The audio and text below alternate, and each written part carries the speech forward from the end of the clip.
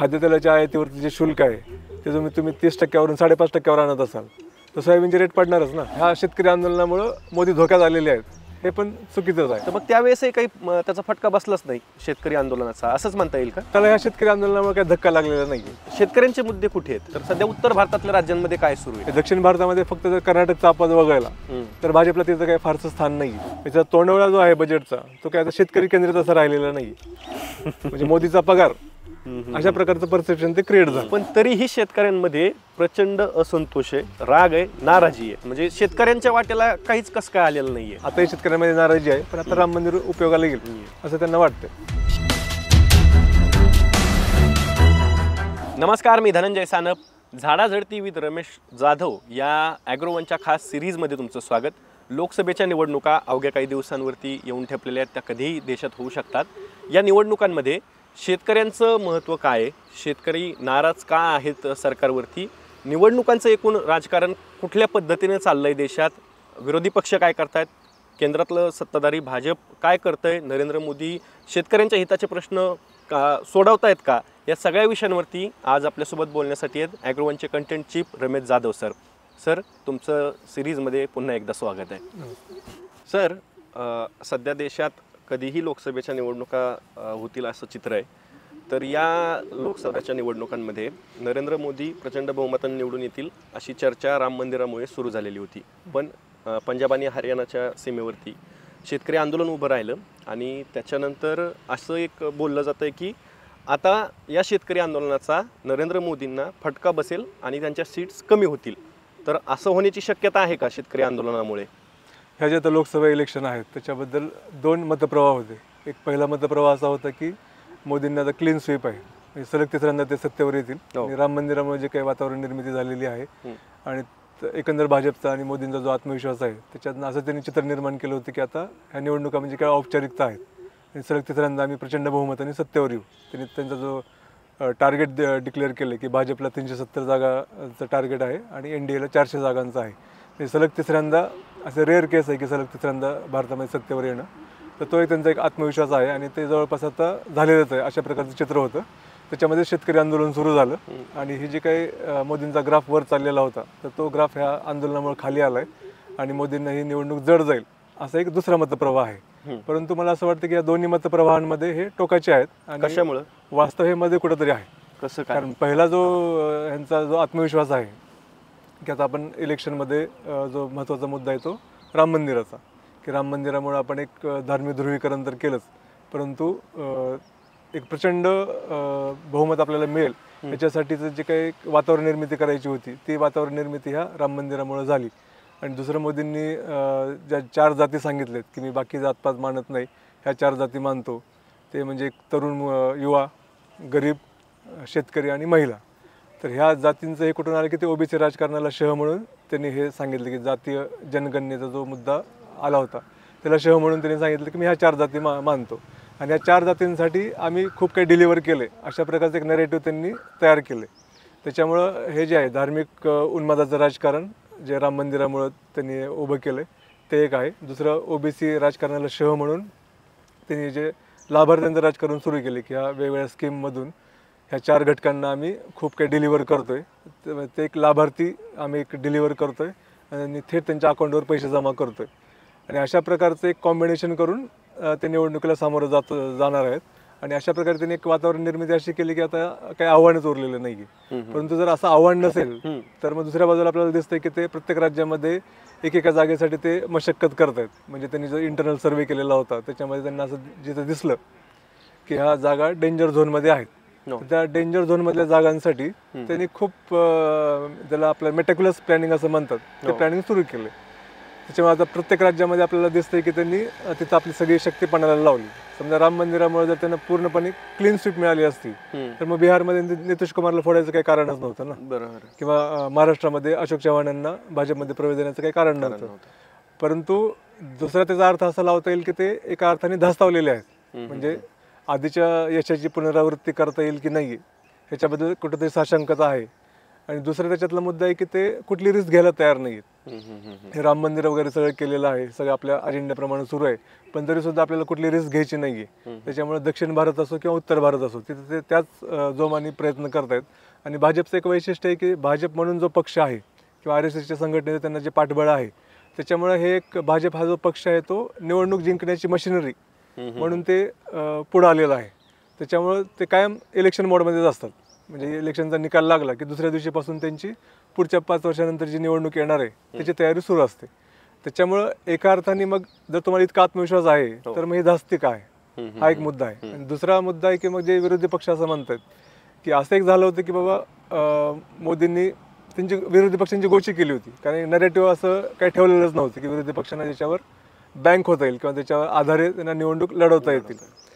तर त्या जो चाच पडणारे विरोधी पक्ष आहेत त्यांना या शेतकरी आंदोलनामुळे एक मुद्दा मिळाला, असं एक चित्र रंगवलं जाते. किंवा मोदीच्या विरोधामध्ये स्ट्रॉंग असा जो मुद्दा पाहिजे होता तो या शेतकरी आंदोलनामुळे मिळाला, असं एक चित्र रंगवलं जातं.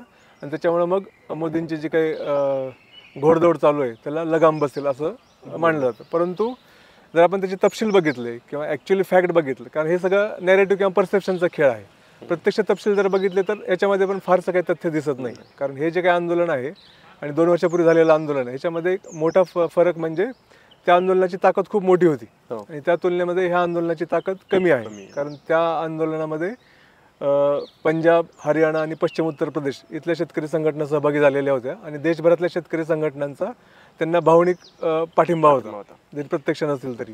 आणि ते आंदोलन दिल्लीच्या सीमेवर होतं, त्याच्यामुळे त्याची धग आणि तीव्रता ही खूप मोठी होती. तसं या आंदोलनाचं नाही. या आंदोलनामध्ये फक्त पंजाबमधल्या शेतकऱ्यांचा प्रामुख्याने सहभाग आहे आणि हरियाणा आणि पश्चिम उत्तर प्रदेशमधल्या शेतकरी संघटनांनी यांना तत्वतः पाठिंबा दिलाय, प्रत्यक्ष त्या आंदोलनात नाही आहेत. आणि हे आता जे काही निदर्शनं सुरू आहेत किंवा शेतकऱ्यांना रोखून धरले ते दिल्लीपासून 200 किलोमीटरवरती आहे, म्हणजे पंजाबच्या आणि हरियाणाच्या सीमेवरती आहे. त्यामुळे त्या अर्थाने या आंदोलनाची धग एवढी काही हे नाही आहे आणि त्याचा पूर्ण देशावरती परिणाम होईल अशी काही आंदोलनाची इतकी ताकद सध्या तरी नाही आहे.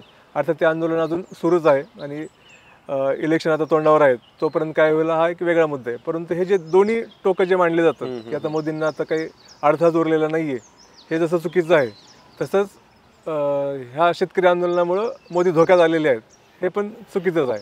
थोडक्यात काय की आधीची सिच्युएशन काय होती, समजा शेतकरी आंदोलन सुरू होण्याची आधीची सिच्युएशन काय होती, तर मोदी हे विरोधकांपेक्षा खूप पुढे आहे. तर ती जी काही सिच्युएशन आहे त्याला ह्या शेतकरी आंदोलनामुळे काही धक्का लागलेला नाही. म्हणजे ते जे मोदी पुढे होते ते पुढेच असणार आहेत, परंतु एकदम त्यांना 370 आणि 400 जागा मिळतील आणि विनासायास ते सत्तेवर येतील हे त्यावेळेस पण कसं चुकीचंच होतं. तर ती सिच्युएशन काही बदललेली नाही. त्याच्यामुळं दोन्ही अर्थाने जर बघितलं तर हे वास्तव हे त्या 2 टोकांच्या मध्ये कुठेतरी आहे. बरं सर, या लोकसभा निवडणुकांमध्ये एक मुद्दा असा पण आहे की हे साऊथ वर्सेस नॉर्थ असं चित्र आहे. तर याच्यामध्ये नॉर्थच्या भागांमधली जी काही राज्य आहेत त्या राज्यांचं शेतकरी आंदोलनाला धरून आणि एकूणच शेतकऱ्यांना मध्यवर्ती ठेवून सध्या काय चालू आहे तिथे, पॉलिटिकल पार्टीज असतील किंवा जनसामान्यांचं मत, त्याच्याबद्दल एक सातत्यानं एक उत्सुकता असते की उत्तर भारतात काय होतंय. तर सध्या उत्तर भारतातल्या राज्यांमध्ये काय सुरू आहे? तुम्ही जो आता मुद्दा मांडला की साऊथ वर्सेस नॉर्थ असं होतं, म्हणजे भाजपला आता सध्या सगळ्यात काळजी वाटते ती साऊथच्या राज्यांची वाटते. कारण त्यांना नॉर्थमध्ये असं वाटतं की आपण जवळपास हा आपला जो प्रभाव क्षेत्र आहे ते आपण आणखी बळकट करत चाललेलो आहोत. साऊथमध्ये काय झालं की हे जे भाजपचं राजकारण आहे, बहुसंख्याक हिंदुत्ववादाचं जे राजकारण आहे, हे जे राम मंदिरामुळे त्यांनी परत एकदा ऐरणीवर आणले किंवा ज्याला आपण म्हणतो की हलवून खुट्टा बळकट केला. तर ते जे राजकारण आहे त्याला उत्तर भारतामध्ये जितका रिस्पॉन्स आहे तर त्याप्रमाणे दक्षिण भारतामध्ये नाही आहे. कारण दक्षिण भारताची जडणघडणच पूर्णपणे वेगळी आहे आणि त्यामुळे हा जो मुद्दा आहे तो जितका उत्तर भारतामध्ये, ज्याला आपण गायपट्टा म्हणतो, त्या गायपट्ट्यामध्ये जितका हा मुद्दा चालतो तितका हा दक्षिण भारतामध्ये चालत नाही. आणि उत्तर भारत हा ऑलरेडी यांच्या प्रभावामध्ये होतच ना, त्याच्यामुळे जिथं आपल्याला ॲडिशनल त्यांना पाहिजे होतं ते दक्षिण भारतामध्ये पाहिजे होतं, पण तिथं त्या अपेक्षित प्रमाणात ते होताना दिसत नाही. दक्षिण भारतामध्ये फक्त जर कर्नाटकचा आवाज वगळला तर भाजपला तिथं काही फारसं स्थान नाही. तेलंगणामध्ये त्यांना वाटलं होतं, परंतु विधानसभा निवडणुकामध्ये ते दिसून आलं की भाजपला तिथं काही फारसं स्कोप नाही आहे. परंतु भाजपने प्रयत्न सोडलेले नाही आहेत. तामिळनाडूमध्ये पण ते खूप जिद्दीने उतरलेले आहेत, आंध्र प्रदेशमध्ये पण उतरलेले आहेत, तेलंगणामध्ये पण उतरलेले आहेत. कारण भाजपला असं वाटतं की आत्ता आपण शिरकाव केला पाहिजे दक्षिणेमध्ये, जेणेकरून त्याला पुढच्या ह्याच्यामध्ये रिझल्ट्स मिळतील. त्यामुळे दक्षिण भारतामधून भाजपच्या राजकारणाला एक तीव्र विरोध होतो. तो विरोध उत्तर भारतामध्ये दिसत नाही आहे. कारण उत्तर भारत हा त्यांचा पहिल्यापासून त्यांची जी प्रयोगशाळाच राहिलेली आहे कारण गुजरात असेल, मध्य प्रदेश असेल, उत्तर प्रदेश असेल, हा सगळा जो पट्टा आहे तो हिंदुत्वाच्या राजकारणाला पोषकच राहिलेला आहे. तर आत्ता सिच्युएशन काय आहे म्हणजे आत्ता जे आंदोलन सुरू आहे ते पंजाबमध्ये सुरू आहे आणि पंजाब, हरियाणा आणि पश्चिम उत्तर प्रदेश हे जे 3 भाग आहेत तिथं ह्या शेतकरी आंदोलनाची जी धग आहे ती जास्त दिसून येते. तर पंजाबमध्ये आपल्याला माहितीच आहे की आपचं सरकार आहे विधानसभा निवडणुकामध्ये आणि पंजाबमध्ये भाजपला फारसं काही स्थान नाही आहे. म्हणजे भाजपला जे काही स्थान होतं ते अकाली दलाबरोबरच्या युतीमध्ये होतं आणि अकाली दल पण त्यांच्यापासून शेतकरी कायद्याच्या मुद्द्यावरून दुरावला होता, परंतु आता त्यांचं परत सेटिंग सुरू आहे. तर पंजाबमध्ये परंतु लोकसभा निवडणुकामध्ये खूप मोठं यश मिळेल अशी काही भाजपला आशा नाही आहे. राहिला मुद्दा हरियाणा आणि उत्तर प्रदेशचा, तर हरियाणामध्ये त्यांचं सरकार आहे आणि हरियाणामध्ये सातत्याने त्यांना सपोर्ट मिळतोय आणि उत्तर प्रदेशमध्ये पण चांगला सपोर्ट मिळतो त्यांना. त्यामुळे उत्तर प्रदेशमध्ये पण त्यांना असं वाटतं की आपल्याला पुढच्या इलेक्शनमध्ये आपल्याला काही अडचण येणार नाही, कारण तिथं योगीने ज्या पद्धतीने कारभार सुरू केला आहे आणि तिथल्या लोकांची एकंदर मतदारांची मानसिकता आणि मंदिर तर तिथंच आहे, त्याच्यामुळं ह्या सगळ्यांचा जो परिणाम आहे तर उत्तर प्रदेशमध्ये त्यांना असं काही फारसं वाटत नाही आहे. आणि उत्तर प्रदेशमधला जो काही शेतकरी बहुल भाग होता पश्चिम उत्तर प्रदेश, तर तिथं चरणसिंगांना भारतरत्न देऊन तो जो काही लोकदल पक्ष आहे त्याला इंडियामध्ये आणण्यात त्यांना यश मिळालेलं आहे. त्याच्यामुळे आता उत्तर भारतामध्ये जे काही सिच्युएशन आहे आता मग महत्त्वाचे राज्य कुठले राहतात, मध्य प्रदेश. तर मध्य प्रदेशमध्ये आत्ता सत्तांतर झालं आणि अशी भीती होती की अँटी इन्कम्बन्सीमुळं तिथं भाजपला फटका बसेल, परंतु तसं झालं नाही. राजस्थानमध्ये पण तसं झालं नाही. दोन्ही राज्यांमध्ये भाजपला चांगली सत्ता मिळाली आणि छत्तीसगडमध्ये पण मिळाली. आणि ह्या तिन्ही ठिकाणी भाजपने एक चतुराईने चाल काय केली की जे प्रस्थापित नेतृत्व होतं की ज्यांच्या विरोधात रोष होता किंवा अँटी इन्कम्बन्सी होती, शिवराज सिंग चौहान असतील, वसुंधरा राजे असतील किंवा छत्तीसगडमधले आधीचं स्थानिक नेतृत्व असेल, तर त्यांना बाजूला ठरवून एकदम नवीन चेहरे आणले. तर हे नवीन चेहरे आत्ताच इलेक्शन निकाल लागलेला आहे, तर हे अजून त्यांची हळद पण उतरलेली नाही. तर त्यांच्याबद्दल त्यांचे काय प्लस मायनस पॉईंट हे करून लोकांना त्यांच्याबद्दल मत बनवण्यासाठी एक खूप काळ जावा लागेल, तोपर्यंत लोकसभेची इलेक्शन पार पडलेली असेल. त्याच्यामुळं जिथे अँटी इन्कम्बन्सीचा फटका बसू शकतो अशा राज्यांमध्ये त्यांनी नवीन नेतृत्व आणलं आणि ते नेतृत्व त्यांनी जाणीवपूर्वक पक्षनिष्ठा, संघाचा कार्यकर्ता असणं किंवा जातीय समीकरणं हे सगळं लक्षात घेऊन त्यांनी तिथं मुख्यमंत्रीपदांवरती ते चेहरे आणलेले आहेत. त्याच्यामुळे उत्तर भारतामध्ये त्यांची अशा पद्धतीने तयारी सुरू आहे. आता ह्याच्यामध्ये जो महाराष्ट्र आहे तो उत्तर भारत आणि दक्षिण भारतच्या मधोमध आहे, तर महाराष्ट्रामध्ये त्यांची वेगळ्या पद्धतीने तयारी सुरू आहे की हे राष्ट्रवादी काँग्रेससारखा पक्ष असेल किंवा शिवसेनेसारखा पक्ष असेल तो पक्ष फोडायचा आणि आता काँग्रेसमध्ये पण त्यांनी फोडाफोडी सुरू केलेली आहे आणि अशा पद्धतीने विरोधी पक्षाची जी स्पेस आहे ती आकुंचित करून टाकायची, जेणेकरून आपल्याला लोकसभेमध्ये फटका बसणार नाही आणि जे अपेक्षित यश आहे ते मिळेल. अशा पद्धतीने त्यांची स्ट्रॅटेजी सुरू आहे आता. सर, मग याच्यात एक मुद्दा असा पण येतो की आत्ता जर का त्यांचं एकूण तुम्ही असं म्हणालात की भाजपला फार मोठा काही धोका पोहोचेल या शेतकरी आंदोलनाचं, असं चित्र नाही. 2019च्या आंदोलनानंतर 2019ला निवडणुका झाल्या आणि 20ला ज्यावेळेस आंदोलन शेतकरी उभं राहिलं त्याच्यानंतर उत्तर प्रदेश आणि पंजाबमध्ये निवडणुका झाल्या. तिथं विधानसभेचे निकाल उत्तर प्रदेशमध्ये तेच राहिले पण पंजाबमध्ये बदललं. तर त्यावेळेसचं चित्र नेमकं काय होतं, म्हणजे शेतकरी आंदोलनाचा त्यावेळेसही काही फटका बसला नाही का? म्हणजे तुम्ही असं म्हणालात की त्यावेळेचं आंदोलन ताकदीनं मोठं होतं आणि आताचं छोटं आहे, लहान आहे, तेवढी ताकद नाही आहे, तर मग त्यावेळेसही काही त्याचा फटका बसलाच नाही शेतकरी आंदोलनाचा, असंच म्हणता येईल का? त्या अर्थाने जर विचार केला तर मग उत्तर प्रदेशमध्ये सत्ता जायला पाहिजे होती किंवा हरियाणामध्ये पण सत्ता जायला पाहिजे होती किंवा फटका जर बसायला पाहिजे होता. तसं काही झालेलं नाही. आणि पंजाबमध्ये भाजपला फटका बसणार होता कारण पंजाबमध्ये काही भाजपचं एवढं स्थान नाही आहे आणि तिथं काँग्रेस नको आणि अकाली दल भाजपची युती नको, त्याच्यामुळे लोकांनी आपला निवडून दिलं होतं. तिथं त्यांना तिसरा जो पर्याय आहे तो आपचा होता. समजा शेतकरी आंदोलन झालं नसतं तरी पंजाबचे रिझल्ट वेगळे लागले असते का? तर नसते लागले. हां, त्या शेतकरी आंदोलनामुळं भाजप विरोधातली नाराजी आहे ती त्यांना भोवली आणि ती भोवल म्हणून तर अकाली दलाने त्यांच्यापासून काडीमोड घेतला होता. परंतु शेतकरी आंदोलनामुळं जो रिझल्ट आहे तो फक्त जो अपेक्षेप्रमाणे लागणार होता तो आणखी त्या पद्धतीनेच लागला, याच्यामध्ये शिक्कामोर्तब झालं. परंतु त्या शेतकरी आंदोलनामुळं ह्या सगळ्या राज्यांमधले निकाल फिरले असं काही झालं नाही. म्हणजे त्यावेळेस तर लोकसभा इलेक्शन होऊन गेलेल्या होत्या, म्हणजे ह्या राज्यांच्या विधानसभा निवडणुकांचाच प्रश्न होता. आणि त्याच्यानंतर आता मध्य प्रदेश, राजस्थान, छत्तीसगड या ठिकाणी जे इलेक्शन झाल्या ह्याच्यामध्ये पण 3 कृषी कायदे मागे घेतले किंवा शेतकरी आंदोलन, हे मुद्दे चर्चेमध्ये नव्हतेच ना, अजेंड्यावरती नव्हते. त्यामुळे त्या अर्थाने जर आपण विचार केला तर त्याचे काही स्ट्रॉंग आंदोलन होतं शेतकऱ्यांचं, त्याचा निवडणुकीच्या राजकारणात फारसं काही रिफ्लेक्शन आलं नाही. आणि ह्या ज्या आंदोलन करणाऱ्या शेतकरी संघटना होत्या, म्हणजे संयुक्त किसान मोर्चा, त्यांनी पण आपले उमेदवार उभे केले होते ना पंजाबमध्ये. हा जर इतका मोठा त्याचा राजकीय प्रभाव राहिला असता तर त्यांचे काही उमेदवार निवडून यायला पाहिजे होते किंवा त्यांच्यामुळे काही जणांचं नुकसान व्हायला पाहिजे होतं. तसं काही झालं नाही. जे आपल्याकडं शेतकरी संघटनांचं निवडणुकीच्या राजकारणामध्ये जी काही वाताहत झाली तशीच तिकडे पण झाली. म्हणजे दोन्ही लेवलला जर आपण विचार केला, 2 पातळ्यांवरती, तर त्या शेतकरी संघटनांना जे आंदोलन करत होत्या त्यांना राजकीय यश मिळालं का, तर नाही मिळालं. आणि हा पॉलिटिकल मुद्दा म्हणून तिथल्या निकालांवर ह्या शेतकरी आंदोलनाचा काही परिणाम झाला का, तर तोही आपल्याला दिसत नाही. त्याच्यामुळं जे मोठं आंदोलन होतं त्याचाच काय फारसा परिणाम झाला नाही, तर म्हणजे छोटं आंदोलन आहे त्याचा काय फारसा इम्पॅक्ट होईल असं काही वाटत नाही. सध्या आपल्याकडे बरीचशी अशी चर्चा सुरू आहे की भाजप सातत्यानं या ना त्या प्रकारे म्हणजे साम दाम दंडभेद सगळं वापरायचं आणि आपल्याकडे माणसं आणायची आणि त्याच्यावरती राजकारण उभं करायचं, स्वतःचं निवडणुका जिंकायच्या, असं सगळं खेळी सुरू आहे. तर तरीही हे इतके घाईकुतीला काय आलेले आहेत की आपल्या आता महाराष्ट्रातच बघितलं तर आत्ताच अलीकडे साखर कारखान्यांना थक हमी दिली आहे. तर हे काय चाललेलं आहे नेमकं त्यांचं, भाजपचं हे सातत्यानं आतल्या आत कॉन्फिडन्स कमी होतोय किंवा तो पुन्हा वाढतोय, पुन्हा कमी होतोय, असं का घडतंय, याचं कारण काय दिसतंय तुम्हाला? महाराष्ट्रामध्ये मग त्यांनी आता जो NCDCचा तुम्ही सांगितलं की साखर कारखान्यांच्या थकामीचा प्रस्ताव, तर त्यांनी परत रिवाईव्ह केले. तर ॲक्च्युली जे साखर कारखाने भ्रष्टाचारामुळं, अकार्यक्षमतेमुळं किंवा ते कारखाने नीट चालवले नसल्यामुळं कर्जबाजारी झालेत, अशा कारखान्यांना राज्य सरकारने थक हमी द्यायची नाही.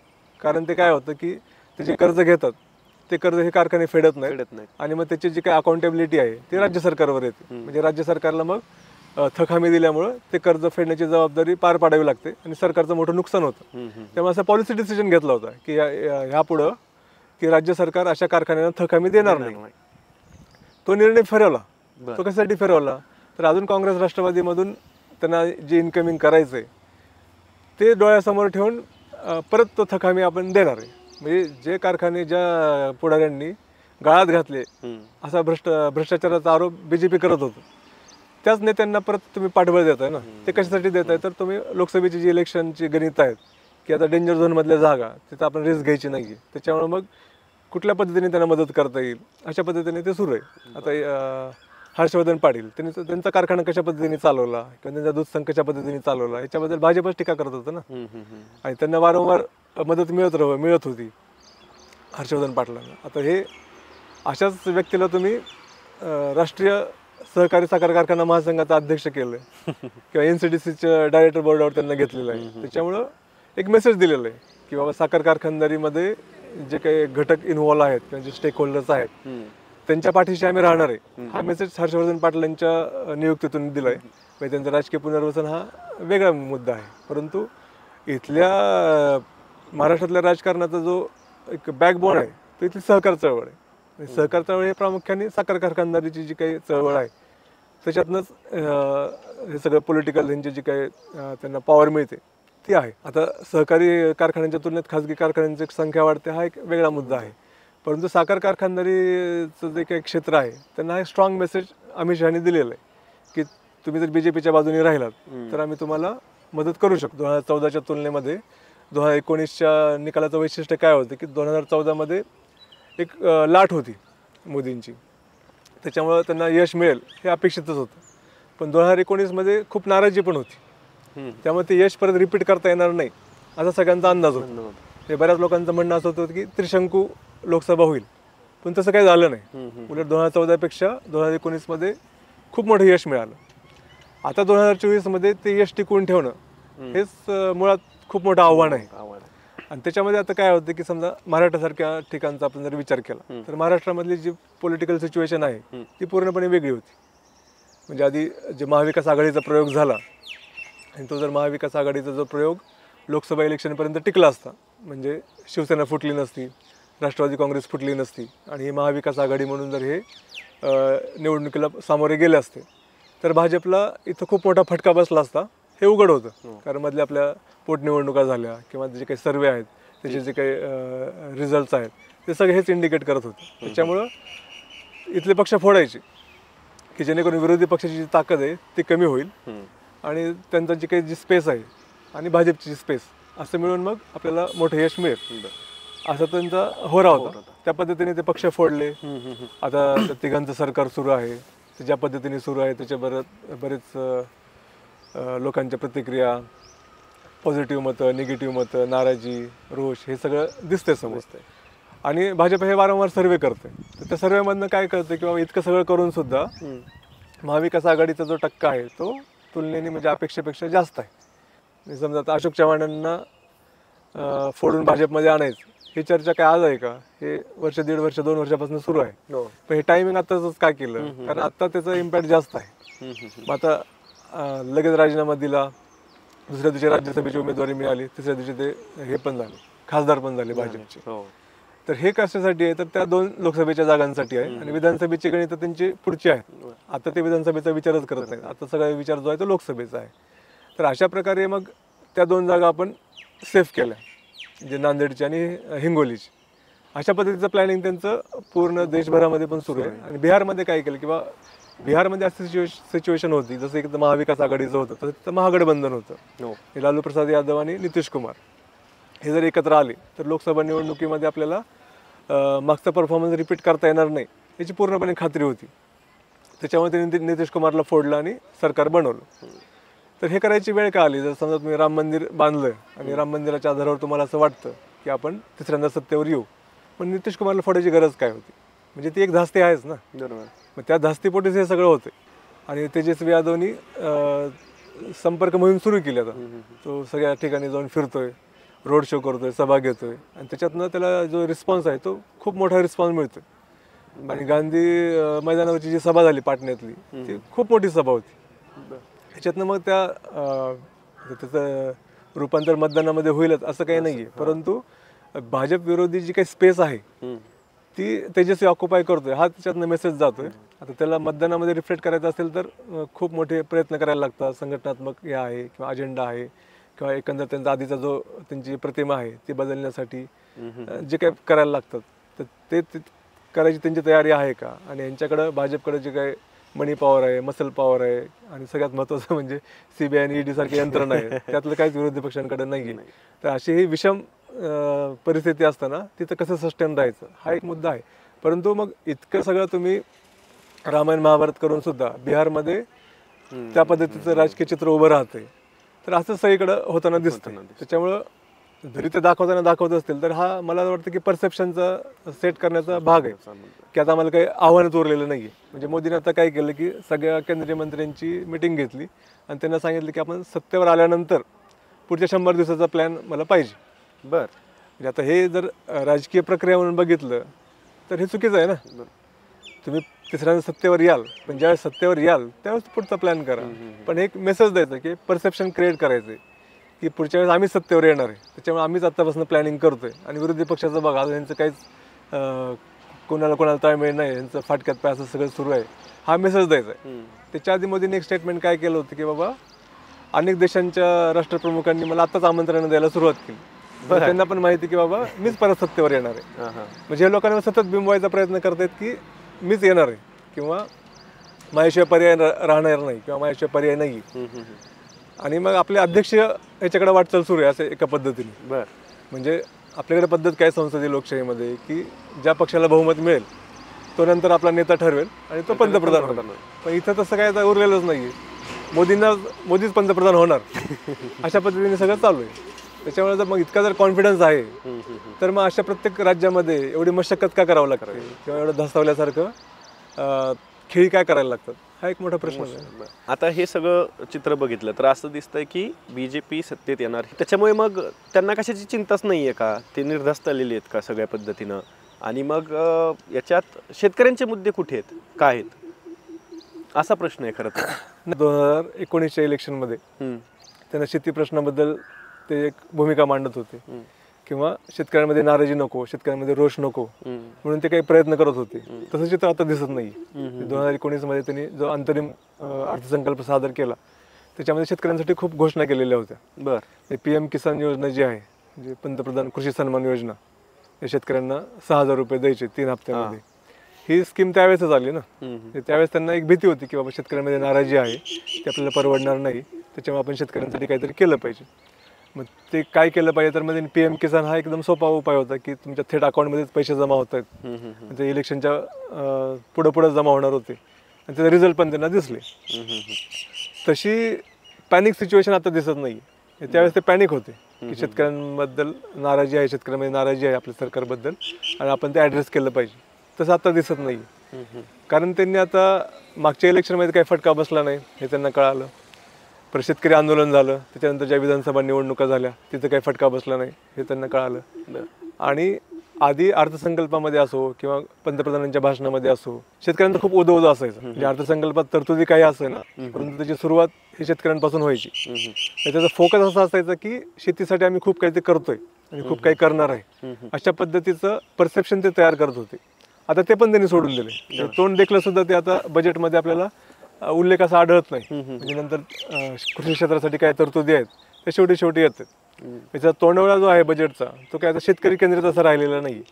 कारण हे त्यांच्या मग इलेक्शन स्ट्रॅटेजीमध्ये दिसतंय की त्यांनी शेतकऱ्यांवरचा जो फोकस आहे तो आता त्यांनी शिफ्ट केलेला आहे.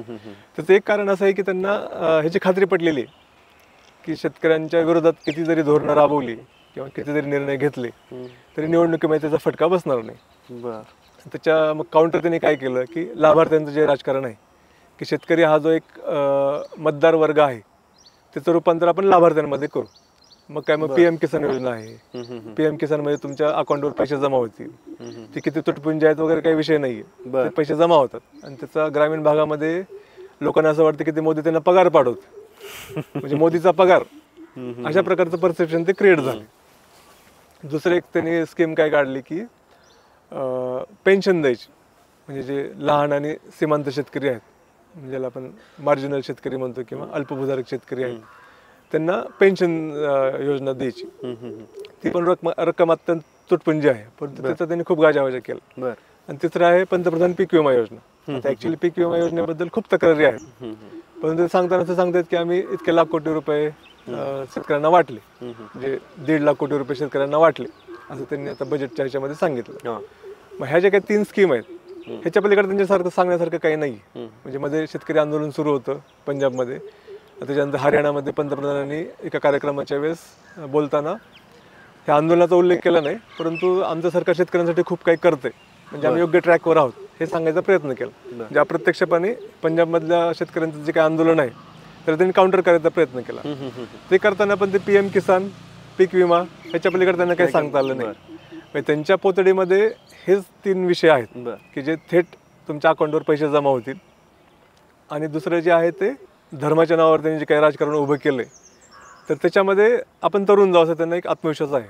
म्हणजे मागच्या वेळेस शेतकऱ्यांमध्ये खूप नाराजी होती, परंतु मतदानाच्या वेळेस काय झालं, मतदानाच्या वेळेस पुलवामा अटॅक हा विषय जास्त महत्त्वाचा ठरला. म्हणजे मागच्या वेळेस पण शेतकरी मतदार होतेच ना, शेतकऱ्यांनी शेतीच्या प्रश्नावर विरोधात मतदान करायला पाहिजे होतं, परंतु त्यांनी भाजपच्या बाजूने केलं. कारण त्यावेळेस पुलवामा त्याच्यावरनं जे काही देशभक्तीचं वातावरण क्रिएट केलं होतं त्याचा त्यांना फायदा मिळाला. आता राम मंदिराचा मुद्दा आहे. राम मंदिराच्या ह्याच्यावरनं जे काही आपण धार्मिक ध्रुवीकरणाचं राजकारण करतोय आणि त्याला एक सँक्शन मिळाले किंवा लोकांचं एक अप्रुव्हल मिळाले आणि त्याच्या बळावर आपण निवडणूक धकवून नेऊ शकतो असा एक आत्मविश्वास आहे. त्यामुळे तिथं पुलवामा उपयोगाला आलं शेतकऱ्यांमध्ये नाराजी असताना, पण आताही शेतकऱ्यांमध्ये नाराजी आहे, पण आता राम मंदिर उपयोगाला येईल असं त्यांना वाटतं. त्याच्यामुळं शेतकऱ्यांमध्ये नाराजी असली काय किंवा नसली काय आपल्या निवडणुकीतल्या यशाला ह्याचा काही फटका बसणार नाही असा आत्मविश्वास त्यांना आहे. आता जर का तुम्ही कुठल्याही शेतकऱ्याला जाऊन महाराष्ट्रातल्या विचारलं की तुझं केंद्र सरकारबद्दल काय मत आहे, तीव्र पद्धतीनं सांगेल तुम्हाला की बाबा आम्हाला आमचं जे काही रोजीरोटी आहे त्याच्यावरतीच केंद्र सरकारनं काहीतरी घाला घातलेला आहे यानं त्या मार्गानं, आणि ती आमची हिसकावूनच घेतलेली आहे. तर ती अशा पद्धतीची तुम्ही आता सगळं सांगतायत, लाभार्थी योजना आहेत वगैरे वगैरे, पण तरीही शेतकऱ्यांमध्ये प्रचंड असंतोष आहे, राग आहे, नाराजी आहे. तर त्याची कारणं काय आहेत? म्हणजे शेतकऱ्यांच्या वाट्याला काहीच कसं काय आलेलं नाही आहे. नाही, भाजपला असं वाटतं की हा शेतकऱ्यांमधल्या नाराजीचा आपल्याला फटका बसणार नाही, परंतु शेतकऱ्यांमधली नाराजी आहे हे तर खरंच आहे ना. हे नाराजी कशामुळे आहे? कशामुळे? गेल्या 3-4 वर्षाचा आपण जर सरकारच्या निर्णयांचा जर आढावा घेतला तर सगळे निर्णय शेतकरी विरोधी आहेत. म्हणजे प्रामुख्याने आयात निर्यातीचे जे निर्णय आहेत, म्हणजे गहू असेल, साखर असेल, खाद्यतेल असेल किंवा सोयाबीन असेल, कडधान्य असतील, ह्या सगळ्यांबद्दल जे निर्णय घेतलेले आहेत ते शेतकरी विरोधी आहेत. कारण सरकारला ज्या अनेक राज्यांच्या विधानसभा निवडणुका झाल्या आणि आता जी लोकसभेची निवडणूक येऊ घातलेली आहे, तर या निवडणुकीमध्ये महागाईचा मुद्दा त्रासदायक ठरू नये ह्यासाठी त्यांनी निर्यात बंद केली किंवा निर्बंध घातले आणि बेसुमार आयातीला परवानगी दिली. म्हणजे खाद्यतेलाच्या आयातीवरती जे शुल्क आहे ते तुम्ही 30%वरून 5.5%वर आणत असाल तर सोयाबीनचे रेट पडणारच ना. तर सोयाबीनचे नाही, मोहरी आहे, बाकीचे सगळे तेलबिया पिकं आहेत, ह्या सगळ्यांचे रेट पडले.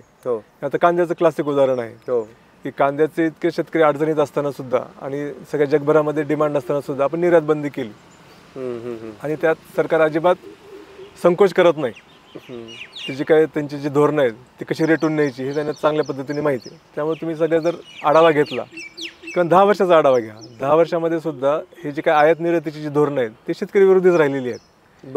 की ते ग्राहकांच्या बाजूने इंटरव्हेन्शन करायचं आणि हे शेतमालाचे दर हे पाडायचे जेणेकरून महागाई कमी राहील. हेच एकमात्र जे सूत्र आहे त्या सूत्रावरच हे सरकारची सगळी धोरणं चालू आहेत आणि त्याचा थेट फटका शेतकऱ्यांना बसतो. तर जर आपण विचार केला तर मग ऊसाचा शेतकरी आहे, कडधान्याचा शेतकरी आहे, तेलबिया पिकांचा शेतकरी आहे किंवा भात गव्हाचा शेतकरी आहे, ह्या सगळ्या शेतकऱ्यांना ह्या सरकारच्या धोरणाचा थेट फटका बसतोय आणि त्यांच्या जो हातातोंडाशी आलेला घास आहे तो हिरावून घेतला जातो किंवा भरल्या ताटात माती कालवली जाते. त्याच्यामुळे त्यांचा शेतकऱ्यांचा सरकारबद्दल रोष असणं स्वाभाविकच आहे ना. त्यांची शेतकऱ्यांबद्दल सरकारबद्दल नाराजी असणं स्वाभाविकच आहे आणि ते वेगवेगळ्या आंदोलनाच्या माध्यमातून प्रकट होते. परंतु ह्याला देशव्यापी स्वरूप मिळत नाही किंवा देशव्यापी सरकारच्या विरोधामध्ये एक शेतकरी मोठ्या प्रमाणात पेटून उठलेत असं चित्र दिसत नाही. कारण शेतकरी त्या अर्थाने हातबल आहेत.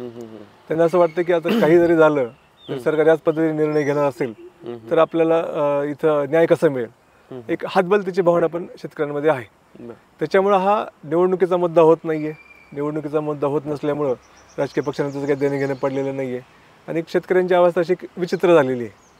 म्हणजे एका बाजूला इकडं सपोर्ट काही मिळत नाहीये पॉलिसी लेवलला, दुसरीकडे उत्पन्न त्यांचं कमी होत चाललंय आणि ह्याच्यातनं बाहेर कसं पडायचं हा काही मार्ग सापडत नाही. मग पीक विम्याचे पैसे येणं किंवा PM किसानचे पैसे येणं ह्याच्याकडे शेतकरी डोळे लावून बसलेले. म्हणजे एक प्रकारे सरकारवर डिपेंड राहिलं पण ते हातबल होऊन डिपेंड राहिले.